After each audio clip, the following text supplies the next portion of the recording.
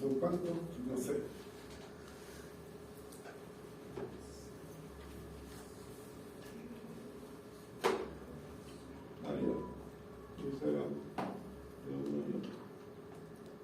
Ahí está. Límite.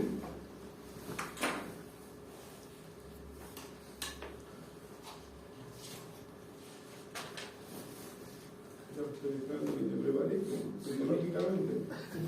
Esta va a ser una violación neuronal. Violación neuronal. Neuronal. Póngale vaselina, profesor. Mire lo que quería. Estamos acostumbrados. ¿Ah? Estamos acostumbrados. No sé, ya todo. En la B acá, en la acá. Ya. Límite. Exactamente la misma definición que vimos en el pre-kinder cuando vimos límite. Sea una función, lo único que antes decía de U del subconjunto de R en R, ya un X0 que pertenece al dominio, al intervalo, etc. ¿Sí? Existe un épsilon, existe un lambda, tal que completo. En R. Y aquí era un valor absoluto y aquí era un valor absoluto, si es que se acuerdan. Exactamente la definición. ¿Qué es lo que cambió? Cambió que ahora el punto no pertenece al dominio. El punto es un punto de acumulación. ¿Digan? Por eso vimos topología. O sea, él es un punto que no necesariamente pertenece al dominio, pero nunca está solo. ¿Por qué? Porque el concepto límite es que yo pueda ir tomando valores cada vez más cerca al punto que quiero encontrar su límite. Y entonces debo poder acercarme al punto. Si el punto es ese, que pertenece al conjunto, yo voy a tomar puntos X que están cerca del X0. Este es el X0. ¿Qué tan cerca? Bueno, voy a tomar ese, a medida que me voy acercando ese, y llego hasta ahí. No me puedo acercar más. ¿Se fijan? En cambio, si el punto este, que ni siquiera está en el dominio, como es un punto de acumulación, yo parto con este y cada vez voy tomando valores más cercanos. ¿Se fijan? Puedo tomar el límite cuando el punto es de un punto de acumulación. No cuando es un punto de adherencia, cuando es un punto de acumulación. Él nunca está solo, por lo tanto, siempre que tomo una bolita, hay uno de el compañero. Entonces, puedo llegar hasta él. ¿Sí? Esa es la diferencia. ¿Cuál otra diferencia? Que como el X está en Rn, no puedo tomar el valor absoluto, tomo la norma, la distancia.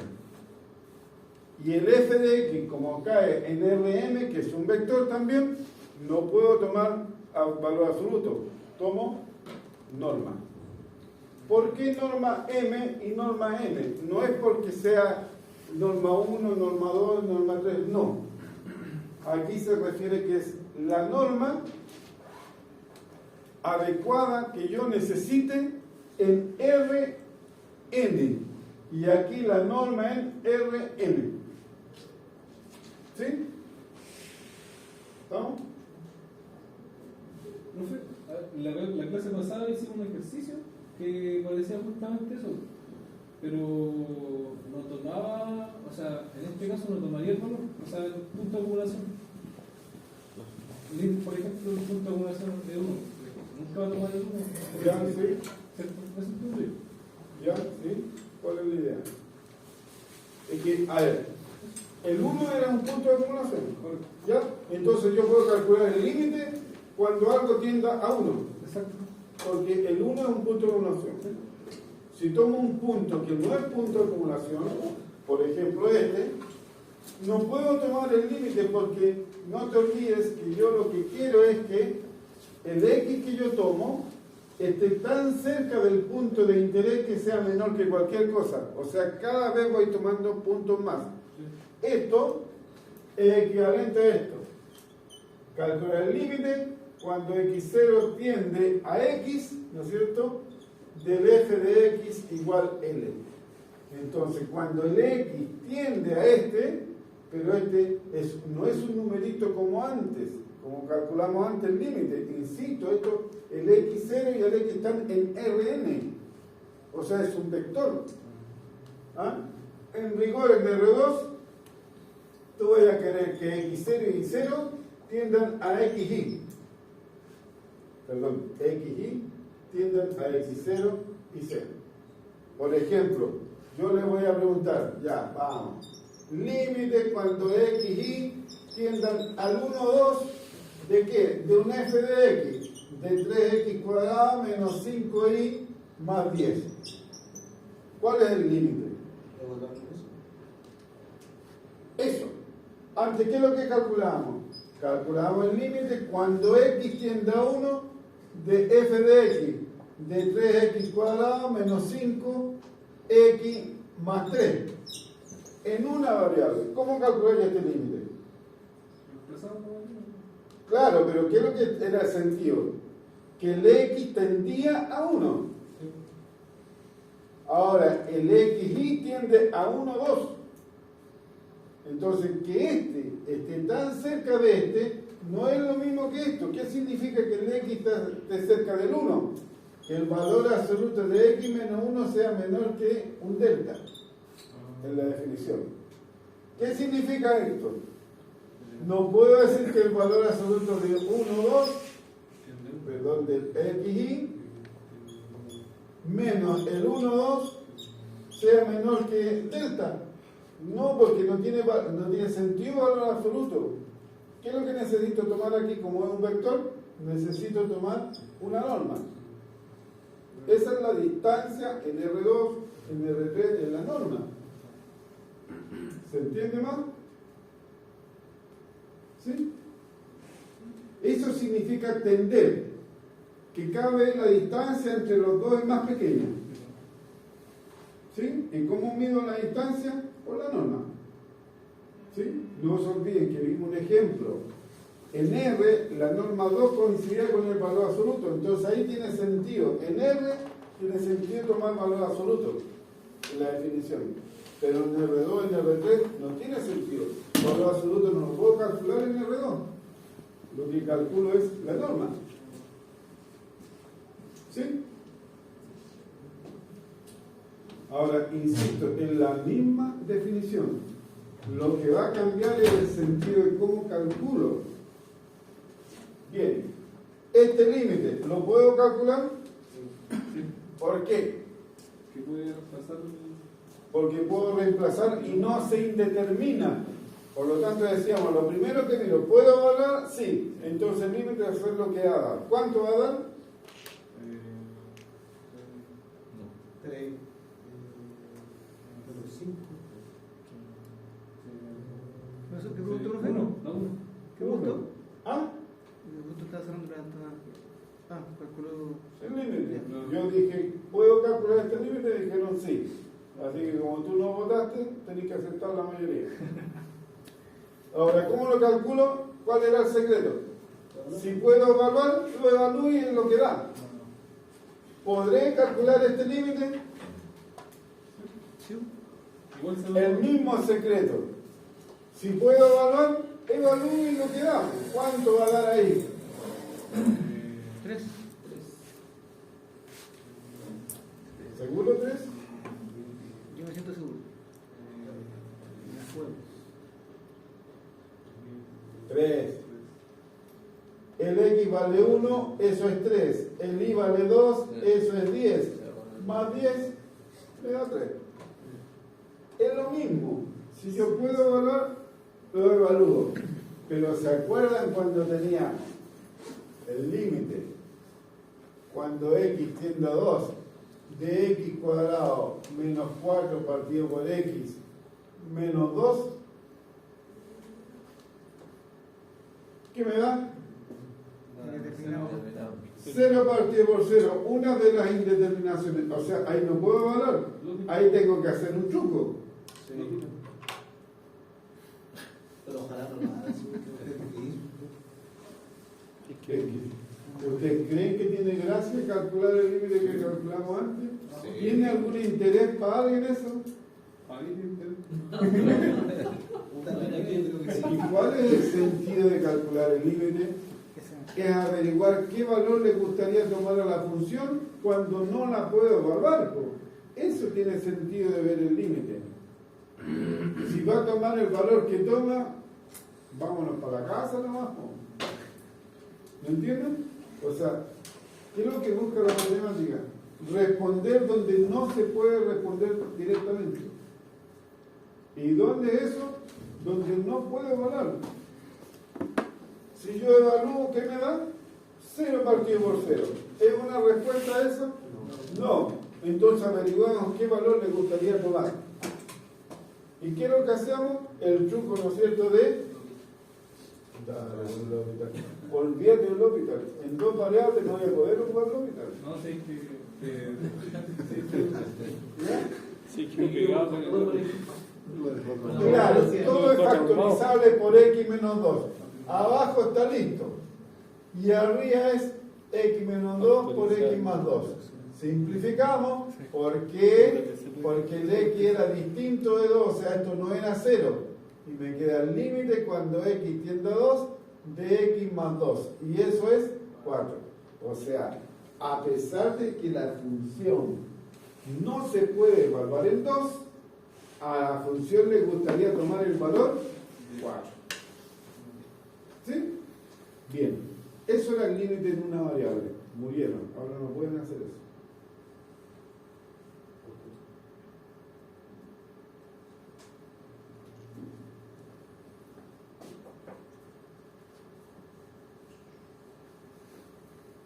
Sin dolor.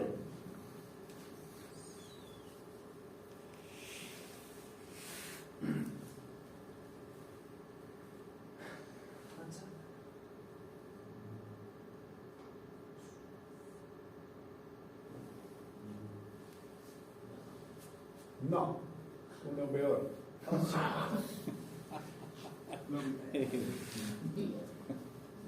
Está muy fácil.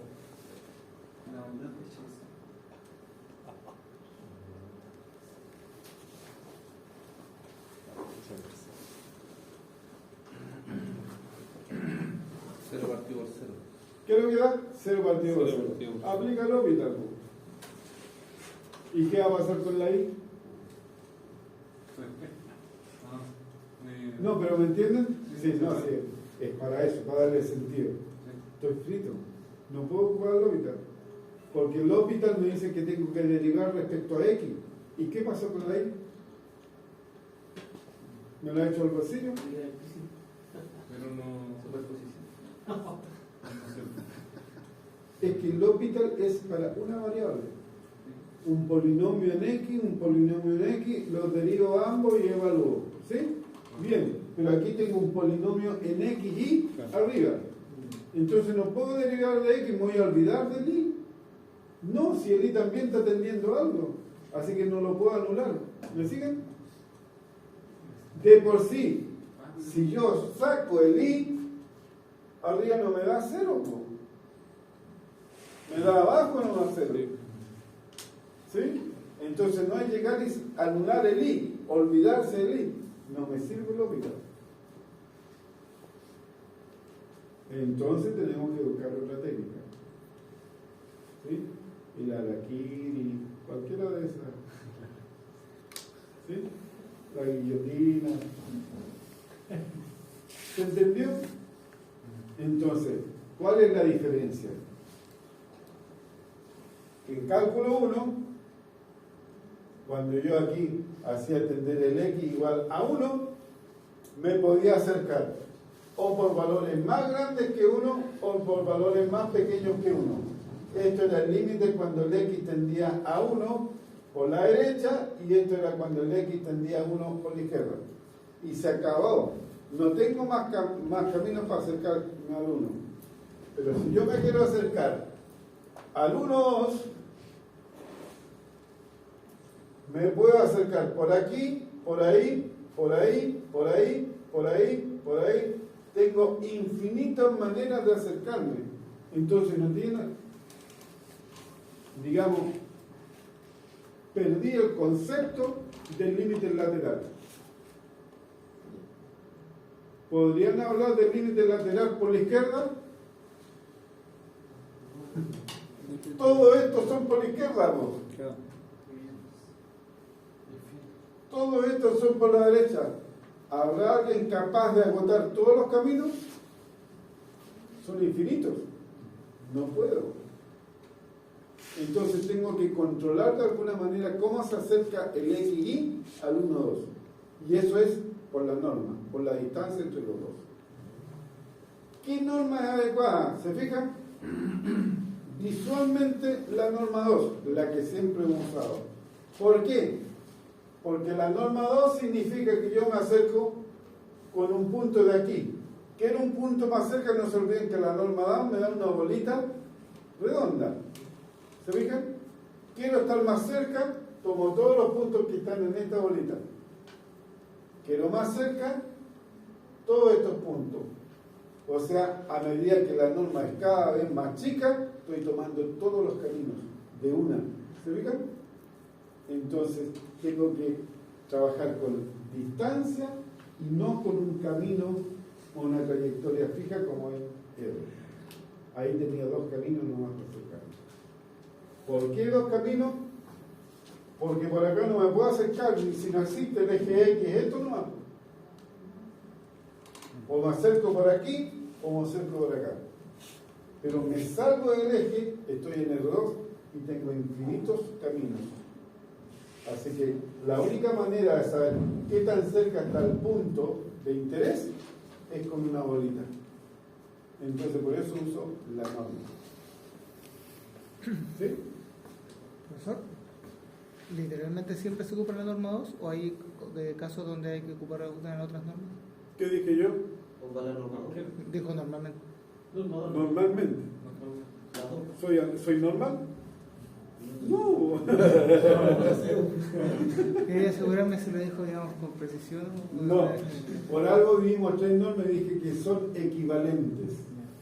Normalmente me sirve la norma 2, porque la más gráfica es la mejor, pero eventualmente podría reemplazarlo por la norma 1 o la norma del máximo. También dije, ¿qué significa entidad equivalente?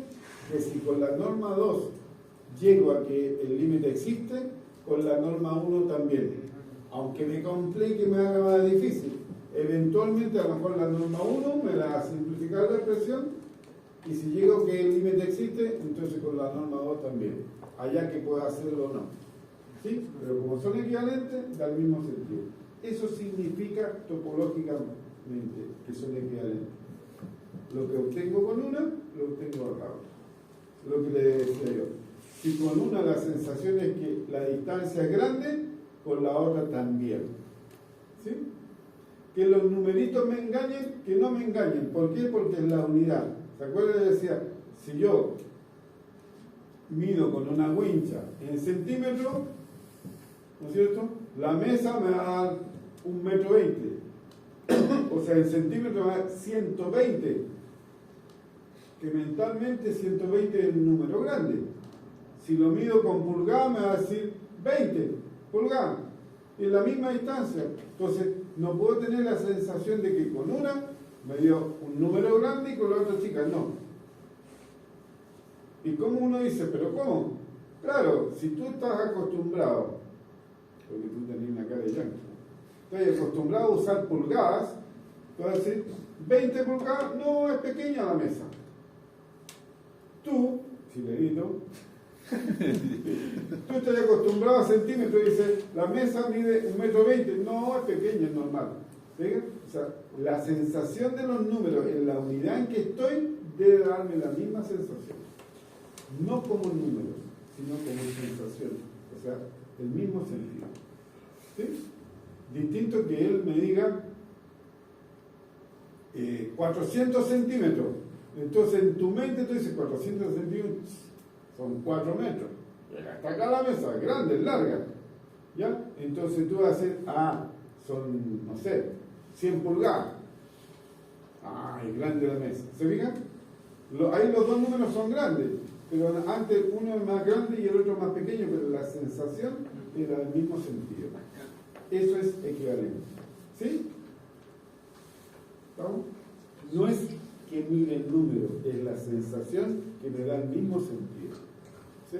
Imagínense, si yo lo mido en pie, con suerte tiene 4 pies, entonces entre 120, entre 20 y entre 4, no.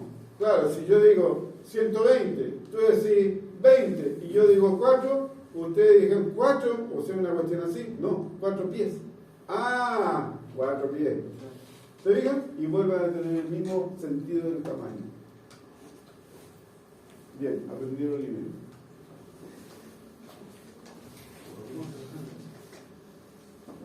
Lo único que queda es hacer unos ejercicios más.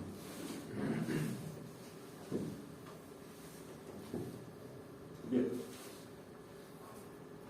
Vuelvo a repetir, esto ya lo dijimos, pero la definición es exactamente, cuando ocurre esa definición, nosotros lo que vamos a decir es eso, que el límite cuando x tiende a x0 de la f de x va a ser L. No se olviden que este es un vector en Rn y este es un vector en Rm. O sea, este L no es un número, es un vector. ¿Sí? Pero no se preocupen, la maldad no es tan grande. En realidad vamos a llegar a un teorema en que cuando la función llega a Rn, o sea, por ejemplo, la función llega a R3, a R4, nosotros estudiamos cada componente. O sea, al final siempre vamos a estudiar función de Rn en R. El L va a ser un número. ¿Por qué? Porque repito todas altas veces. De ahí lo vamos a ver en un ejemplo. ¿Ya? Entonces, lo importante es que el x0, aquí me dan todo el x0 tiende, perdón, el x tiende a x0, a este quiero ver el límite. Entonces, los x que yo tomo deben pertenecer al dominio, si no, no puedo evaluar la función. Si el punto no está en el dominio, no la puedo evaluar. ¿Sí? Entonces, eso. Pero el x tiene que ser cada vez más cerca del x0. ¿Y cómo garantizo que pueda acercarme al x0? Cuando el x0 es un punto de acumulación. ¿Estamos? El x distinto de x0 también, ¿se acuerdan? Por eso aquí podríamos simplificar. Porque el x está tan cerca del 2 como yo necesite o quiera, pero nunca toma el valor 2. Dime. Y si, por ejemplo, resulta que un ejercicio planteado no tiene límite, ¿eso implica necesariamente que no es punto de acumulación o no necesariamente? No, no es necesario. O sea, solo funciona como un positivo. Si tiene límite, es un punto de acumulación. A ver, si no es un punto de acumulación, no puedo calcular el límite. ¿Qué dijimos? No puedo calcular, porque no puedo acercarme tanto como yo quiera. ¿Sí? Por eso, el punto donde yo quiero calcular tiene que ser un punto de acumulación. ¿Sí? Ahora lo otro, límite cuando x tiende a 2 de 1 partido por x menos 2. El x se puede acercar tanto como yo quiera al 2, ¿o no? Sin embargo, el límite no existe. El límite puede existir o no. Distinto a que yo pueda tomar el límite. Si yo quiero tomar el límite, el punto al que me acerco tiene que ser un punto de acumulación. ¿Sí? Ahora, aquí nunca hablamos de punto de acumulación, pero el 2 es un punto de acumulación, por eso puedo calcular el límite. ¿Qué es lo que es esto? Esto es una cosa así, que en x igual 2 no la puedo evaluar. Eso es. ¿Es un punto de acumulación? Sí. Cualquier bolita que yo tome sin tomar el 2 tiene compañeros. ¿Se fijan? Me puedo acercar a él. Lo que pasa es que en R me puedo acercar por 2 lados nomás. En R2 me puedo acercar por infinitos lados. Esa es la única diferencia. Pero para calcular el límite siempre lo calculé sobre un punto de acumulación. ¿Sí?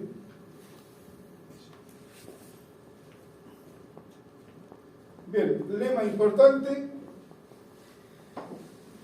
Si el límite existe, al igual que en R, el límite es único. ¿Se acuerdan que usábamos la estrategia de que si el límite por la izquierda me daba 1, por decir algo, y el límite por la derecha me daba 0, decíamos que el límite no existía? ¿Por qué? Porque el límite, si existe, es único, sigue la misma condición.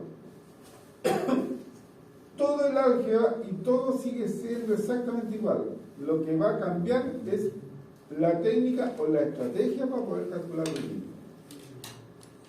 ¿Sí? Pero sigue las mismas propiedades. El límite de una función es la suma de los límites. El límite de un cociente es el límite del cociente. ¿Sí? Sigue siendo el álgebra, sigue siendo la misma. Si lo que va a cambiar es la técnica, que no se la voy a explicar. No. A morir nomás. Ahí vamos, ahí vamos. Ahí. Ahí está la propiedad. El álgebra límites. ¿Ya? Obviamente la F y la G tienen que ser del mismo dominio, ¿no es cierto?, al mismo recorrido. Si no, voy a tener cosas distintas. ¿Sí? Imagínense la primera, la F, en R2, o sea, en XY. Y la G está en R3, X y Z. En uno tengo más variables que la otra, no tiene función. Tiene que ser de lo mismo a lo mismo, ¿no? De la misma familia. Entonces, si ambos límites existen, funciona el álgebra. O sea, el límite de una función multiplicada por un número es el límite de la función multiplicada por el número. ¿Sí? El límite de la suma o la resta de dos funciones, si ambos existen, es la suma o es la resta de los límites. La misma álgebra que teníamos en R. Lo único que aquí estamos multiplicando un número por un vector, eventualmente, y aquí estamos sumando, restando dos vectores. ¿Sí? El límite del producto, aquí hay una pequeña cosa. ¿Sí? La F y la G deberían ser números. Entonces, si ambos existen, ese es el producto de los límites. Y no se olviden que la división de vectores no está definida.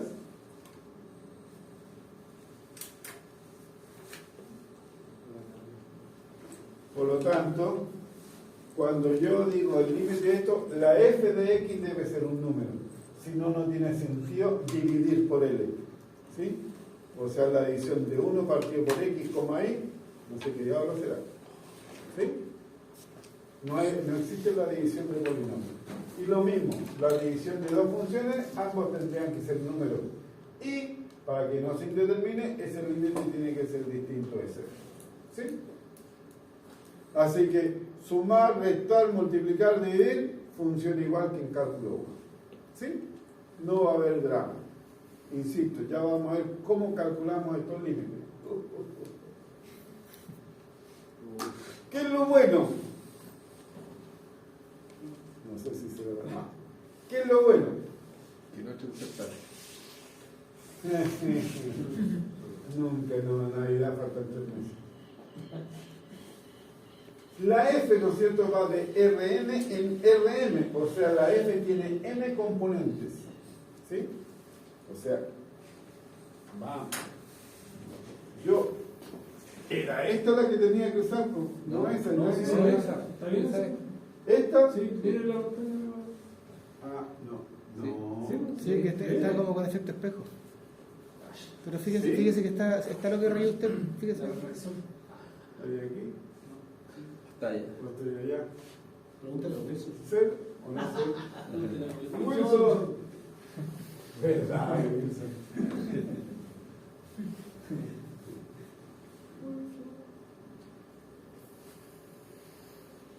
Oye, ¿verdad? Transposiciones pasar.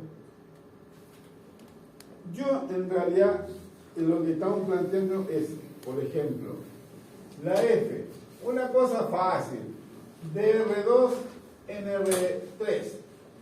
O sea, a cada XY le asigno la función f de xy igual a x cuadrado más y, x menos y, ¿sí? Y 2x más 3y. Esa es una función que va de R2 en R3. ¿Se entiende? No importa, tú no importa. ¿Los demás?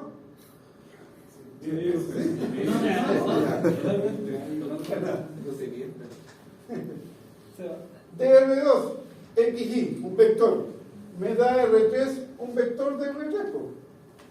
Vamos. F de 1, una cosa difícil. No, ya vamos a poner otro número para que sea distinto. Y no 0, porque van a decir que es muy fácil. De 1 a 2, ¿cuánto me va a dar? En el primero el x vale 1 y el y vale 2. Me queda 1 al cuadrado más 2, 3. 1 menos 2 menos 1. Y 2 más 6, 8. Va de R2 a la R3. ¿Y eso es No, señor, estamos evaluando la función, no. Pero esa es una función que va de R2 en R3. ¿Estamos? Bien, entonces, la cuenta es que yo necesito calcular el límite cuando xy, por ejemplo, al 1, 0 del f de xy. O sea, quiero el límite cuando xy tiende al 1, 2, ¿de qué cosa? De x cuadrado más y, x menos y, 2x más 3y. ¿Cómo calculo ese límite? Lo que me dice este teorema, que yo no voy a hacer eso. Lo que voy a hacer es que a esta función le voy a llamar f1, a esta f2 y a esta f3. Y lo voy a tomar como tres límites por separado. O sea, esto es equivalente a calcular el límite cuando xy tiende al 1, 0 de la primera función de x cuadrado más y. Voy a calcular el límite cuando xy tiende a 1, 0 de la segunda función de x menos y. Y voy a calcular el límite, no vamos a poder calcularlo, no, límite cuando xy tiende al 1, 0 de la tercera, que es 2x más 3y. Más 3y. Eso es lo que me dice. Que yo no voy a calcular este límite. Yo voy a calcular el límite por separado. Entonces, y esto sí, esto ya lo vimos. ¿Puedo evaluar esta función? ¿Cuánto me da el límite entonces? 1. Esta la puedo calcular, ¿cuánto me da? Y esta la puedo calcular, ¿cuánto me da?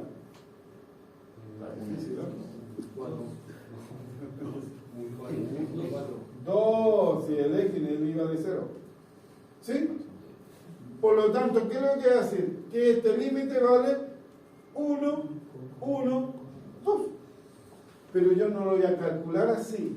Voy a calcular cada una por separado. Eso es lo que me dice. Lo puedo calcular así. ¿Se entendió?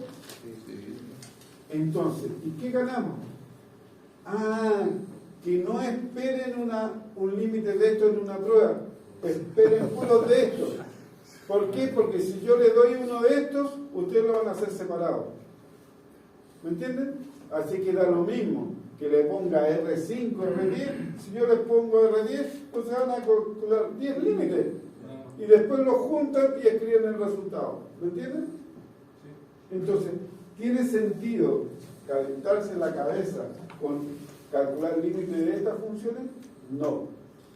Yo tomo de Rn, yo voy a dar solamente funciones de Rn en R. Porque si aquí tengo 100 componentes, voy a calcular 100 nomás. Lo único que voy a lograr es que es más largo. Cuéntame. No entiendo por qué hizo el cambio, por ejemplo, el límite de f, o sea, de fxy, pero cuando x es 1 y 0, y antes era 1 y 2.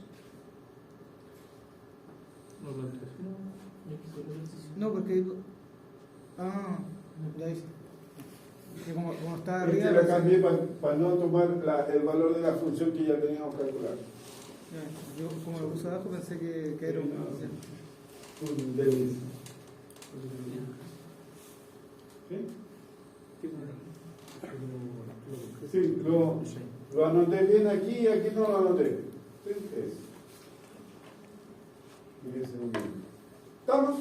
Entonces, lo que a mí me van a preguntar funciones de este tipo, que caigan en un número más. ¿Por qué? Porque si me piden esto, ya sé, la separo en todas las componentes que tengo y calculo cada uno de sus límites. ¿Sí? Así que si yo sé calcular uno de esos, sé calcular para cualquier dimensión. ¿Sí? Ahora, ¿cómo no? ¿Cómo no sé? No. Entonces, este teorema, esta propiedad es sumamente importante, nos va a facilitar el cálculo. Ahora, los límites en realidad que vamos a calcular, normalmente, que no lo soy, de R2 en R. No, excepcionalmente para jugar un poquito de R3, pero normalmente va a ser de R2 en R. Esperen eso también. ¿Sí? ¿Por qué? Porque si pongo de R3 en R, lo único que estoy haciendo es agregar una variable más. Y la norma va a seguir siendo la misma, norma 2 la que voy a usar. ¿Se fijan? Entonces, es escribir más nomás, no tiene sentido tampoco.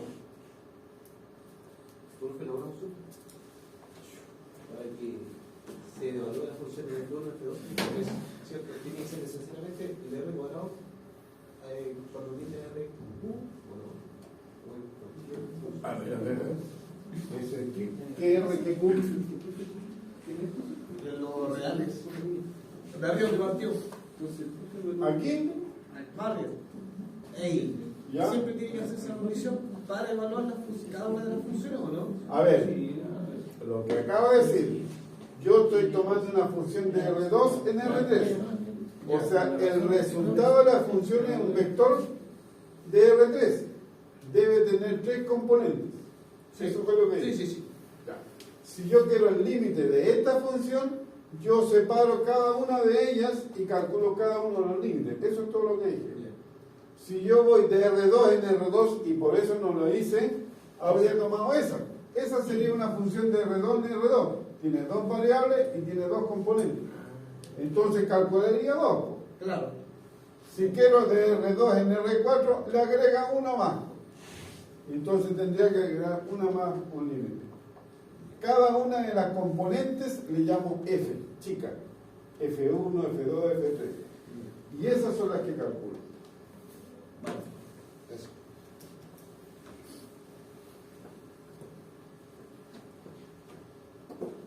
Bien, ¿más preguntas? ¿No? Qué bueno, porque no casi. Nunca cachar. ¿Y puede ser de R3 en R2? Sí. Buena pregunta, compadre. ¿Sí? Bien. Sí, dijimos. No dijimos. En la hoja anterior. De Rn en Rm.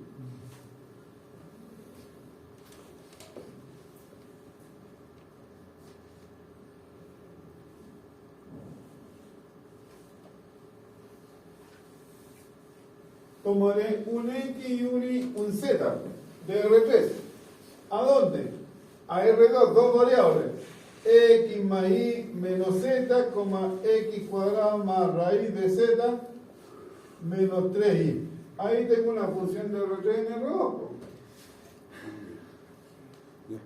¿Sí? Lo único que esta va a ser mi primera función y esa mi segunda. Entonces, para calcular el límite, X y Z tendiendo a cualquier cosa va a ser de X más Y menos Z. la primera y después la segunda, la separo, ¿sí es eso? No, sí, por lo que entiendo, cuando es R3, quiere decir que ya son 3 variables, ¿cierto? Pero R2 significa que son Dos variables. 2 F, eso. ¿Sí? Uno, sí. Eso es Sí, perfecto. ah, ya dicen. Sí, vale. Y de R3 en R3 también se puede. ¿Sí? No es necesario. De R3 de R3 le sumo Z, lo divido por Z, lo multiplico por Z y tengo 3. De R3 en R3. Incluso lo dejo igual. Lo único que estoy diciendo es que el Z no interviene. Ese sería terrible. Sería como en la casa, se sentirían como en la casa, no intervienen en nada. Bien, vamos. Límites iterados.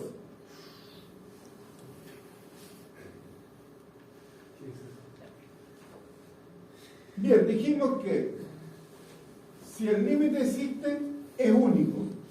Esta es la primera técnica que no sirve para nada, pero a veces salva. En realidad lo que uno mira siempre cuando quiere calcular el límite, si funciona esto o no. A veces me salva enormemente. Límites iterados. ¿Qué es lo que dice? Si yo quiero calcular el límite cuando el xy tiende a un punto x0 y 0 de una f de xy, si ustedes se fijan, de R2 en R. ¿Por qué? Porque ya resolvimos, dijimos que me interesa en R nomás porque si no la divido. ¿Estamos? Bien, yo quiero este límite. ¿Sí? ¿Qué es lo que voy a hacer? ¿Qué es lo que se le llama límite iterado? Es que tomo una de las dos variables, el x tendiendo a x0 y el y lo dejo constante. El y tendiendo a y0 y el x lo dejo constante. Esos son los límites iterados. Básicamente, ¿cómo lo voy a decir? Dijimos que si el límite existe, es único, ¿sí? Bien, si el límite existe, los límites iterados tienen que dar lo mismo. ¿Y en qué consisten los límites iterados? En que primero calculo, como en R, el límite cuando el x tiende a x0 y el resultado veo cuando el y tiende a y0.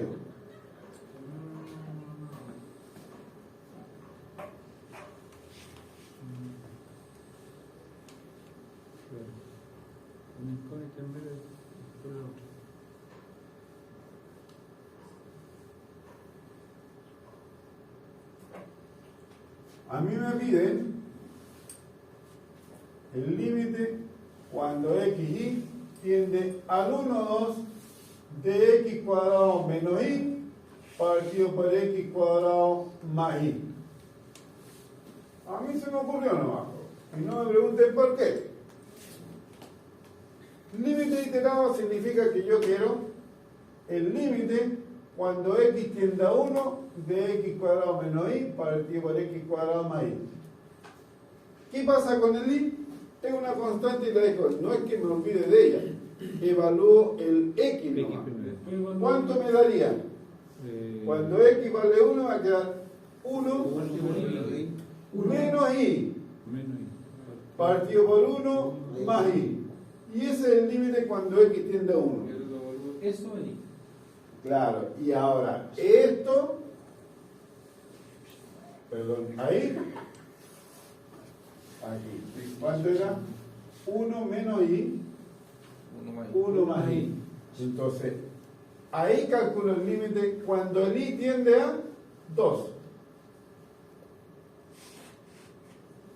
O sea, lo hago por par. ¿Y eso cuánto va a ser? Si el i vale 2, ahora esto me va a dar 3. No. Pero sea menos de arriba. Para ver si está esto, ustedes están violentos. Menos 1 partido por 3. Y eso es el límite. Si el límite existe, debería darme lo mismo, si el límite cuando el i tiende a 2 de x cuadrado menos y partido por x cuadrado más y. Y el límite es esto. Que están X a 1. Eso va a ser El límite cuando x tiende a 1 es x. Ahora toma el mismo. ¿Cuánto me dan? X cuadrado. Es que el nombre que vale se va a hacía, pero no aportáis nada. Ya vamos. Cuando y tiende a 2, reemplazo el hipo. Me queda x cuadrado menos 2 partido por x cuadrado más 2. Y ahora calculo el límite cuando x tiende a 1. ¿Cuánto me va a dar? 1 menos 2 partido por 1 más 2 y eso es menos un tercio. Me da lo mismo. Los límites te dan. Cuando existe el límite, da lo mismo. Cuando no existe, da distinto.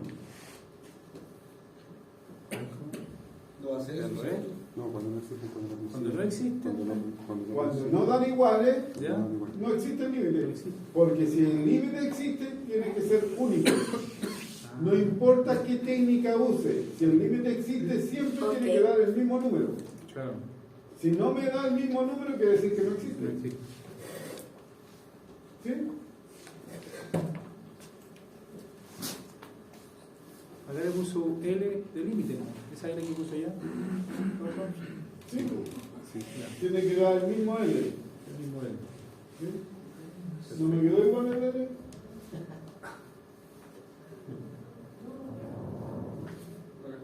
Entonces, esos son los famosos límites iterados. ¿Sí?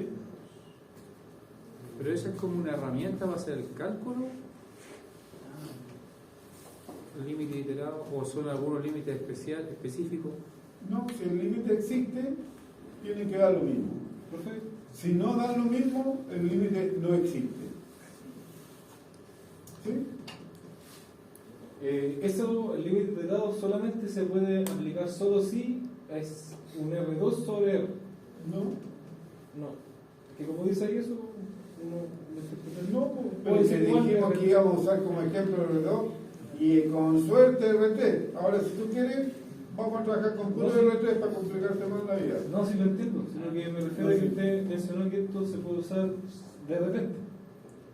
Sí, pero obviamente, límites iterados, necesito por lo menos dos variables. Como lo mínimo que... Es que si tengo una variable, ¿con qué la cambio? El orden. No, sí. Ahí tengo un solo límite. ¿Sí? Pero si tengo dos variables, tengo dos. De por sí, si tengo tres variables, tengo 6 límites iterados. Claro. Primero X, después Y, después Z. Primero Y, después X, después Z. Primero X, primero Z, después Y. O sea, todas las combinaciones. Tengo 6 límites iterados. Y ahí no es rentable. ¿Sí? Porque entre hacer 6 límites iterados, mejor pruebo que el límite existe nomás. ¿Sí? Con dos variables, cómodo.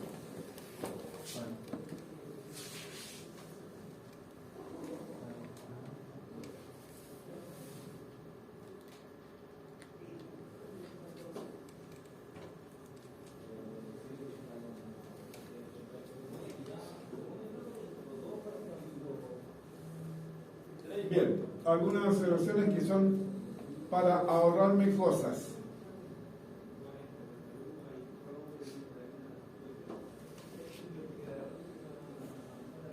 Lo que les dije.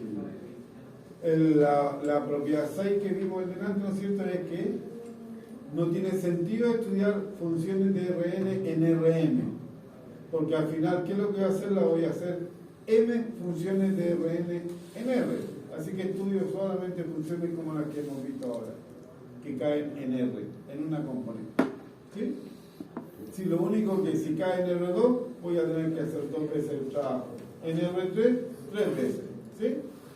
Así que no tiene sentido. Segunda, todo polinomio de varias variables tiene límite en todo punto. Polinomio. Averigüen qué es lo que es un polinomio. Claro, como los que hemos notado, todos esos que son fáciles. Cuando tengo expresiones racionales, un polinomio dividido por otro, ahí ya cambia la historia. Porque voy a tener la posibilidad. Si ustedes se fijan en todo eso, nunca hubo problema, solamente evaluar. ¿Por qué? Porque nunca me va a dar 0 partido por 0, no me va a dar un tipo de indeterminación. Y esos son los que busca uno. Esos son los que vale la pena estudiar. Los polinomios serán complicados, serán todo, pero son fabulosos. Los puedo evaluar en cualquier punto. ¿Ya? Son superficies extrañas, pero son superficies suaves que las puedo evaluar, son derivables, son todo. ¿Sí? ¿Cuáles son las complicadas? Las que tengo división de polinomios o las que tengo expresiones racionales, o sea, que tenga una raíz de algo, donde no pueda evaluarlo en todos los puntos. ¿Sí? ¿Estamos? Es más, miren, amiguitas, cómo se me empieza a complicar la cosa. Por eso esto es fabuloso. Pero no se olviden, en cálculo el objetivo es aprender y estudiar de las funciones que no se comportan bien. Si yo tengo el límite cuando x y tiende al 1, 2 de raíz de 2x cuadrado más y. Ese ya no es un polinomio. ¿Sí? Perdón. Menos y. Ahora sí que está con todo. Dejemos el otro. De ahí anotan, ¿sí? Eso es para que. No, pero por la comunidad. ¿Sí? Ahí. En el 1, 2. ¿Tengo algún problema? ¿Cuánto me da en 1, 2?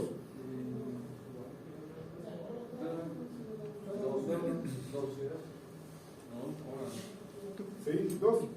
Sí, pues en 1 me da 2, más 2, 4, la raíz de 4 me da 2. No hay problema, ese es el límite.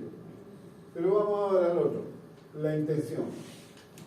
XY tiende al 1, 2 de raíz de 2x cuadrado menos y. ¿Cuánto me da? Me da 0. ¿Estás seguro que da 0? No, el límite no existe. No, no es que nada quede 0. La raíz de 0 está bien definida, es 0. Pero justo el 0 es el punto, el borde donde puedo evaluar la raíz. ¿Me explico? Estoy aquí, ahí, ¿sí? Pero al 0, 0 me puedo acercar, ¿no es cierto?, por distintos lados. O sea, podría darme un 0 negativo como un 0 positivo. Entonces no es tan obvio. Aquí tengo que mirar un poquito más si el límite existe o no. ¿Sí? Y peor, si yo tengo el límite cuando x y tiende, ya, vamos a hacerlo fácil, al 1, 1 de x cuadrado más y cuadrado menos 2 partido por x cuadrado menos y cuadrado. ¿Cuánto me da? 0 partido por 0 es indeterminación. Pero aquí no puedo, no es decir, factorizo por x menos 1 y menos 1. Tengo dos variables. No es como el cálculo 1. Aquí tengo que buscar otras herramientas. ¿Sí? De por sí ni siquiera sé si el límite existe. ¿Ya? Se va. ¿Estamos? Entonces, por ejemplo, aquí podría usar los límites iterados. ¿Sí? Evalúo en uno y después en el otro. Y si los resultados me dan lo mismo, bien. Si me dan distinto, mejor. El límite no existe. ¿Sí? pero tenemos que buscar una estrategia. ¿Sí? Aquí ya no es tan simple. ¿Sí? Y para allá, insisto, para allá vamos. ¿Sí? Pero si tengo un polinomio, fantástico. De por sí, yo diría, bueno, si yo hubiese tenido eso, este es un polinomio. El límite existe en cualquier punto. Este es un polinomio. El límite existe en cualquier punto. Lo único que necesito con el álgebra es que este no sea 0. Y justo en 1, 1, esto me da 2, me da 0, evalúo y me da. ¿Se fijan? Pero ¿qué es lo que estoy usando? Que son ambos polinomios. Pero aquí no tengo un polinomio, no tengo una adicción, tengo una expresión racional. Entonces tengo que tener cuidado dónde estoy evaluando. Lo mismo que en cálculo, ¿se acuerdan? En el borde del dominio, cuando tengo una raíz, si me da 0, tengo que tener cuidado, porque la función raíz es así. Entonces, ¿me puedo acercar por aquí? Sí, pero acá no me puedo acercar porque no es parte del dominio. ¿Se ubican? En cálculo 1 decíamos que esto, el límite por la derecha existía, por la izquierda no. ¿Y por qué? Porque no me puedo acercar por la izquierda. ¿Sí? Entonces aquí voy a tener una misma situación, pero peor aún. Son infinitos los caminos por los que no me puedo acercar. Todos los lados donde el X es negativo. ¿Se ubican? Entonces, en eso tengo que tener cuidado. ¿Sí? Por eso me cambia la estrategia de calcular los límites en varias variables. No es otra cosa. Las propiedades siguen siendo las mismas. Pero finalmente, las estrategias están allá en que la podamos... ¿Sí? Oigan, toda función, el 3, toda función racional, cociente de polinomio, tiene límite en todo el punto, excepto donde el denominador sea 0 por coeficiente del mismo. ¿Sí?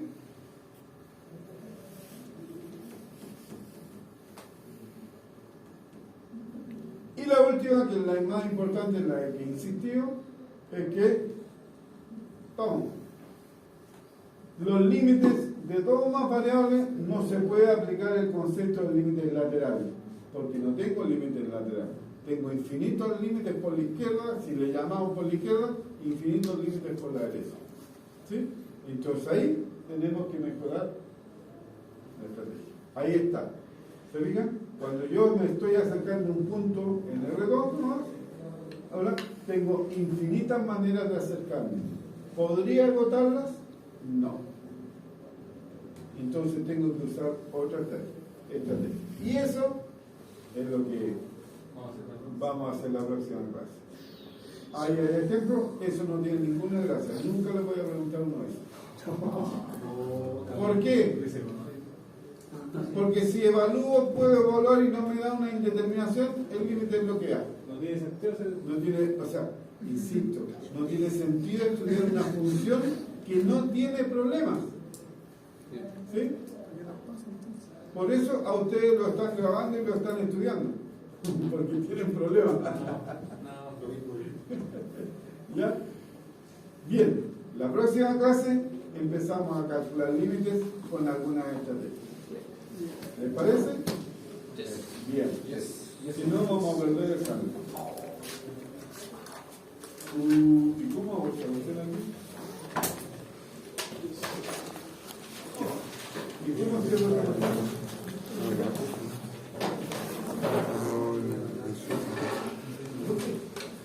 ¿Sí?